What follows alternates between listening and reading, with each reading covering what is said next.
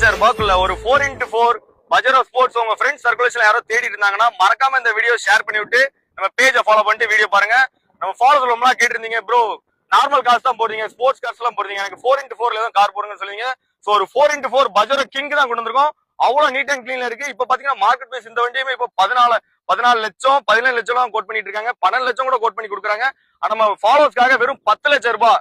அது diesel variant 2014 model 2 owner கண்டிஷன்ல இருக்கு. நம்ம லோக்கல் ரிஜிஸ்ட்ரேஷன் வண்டி.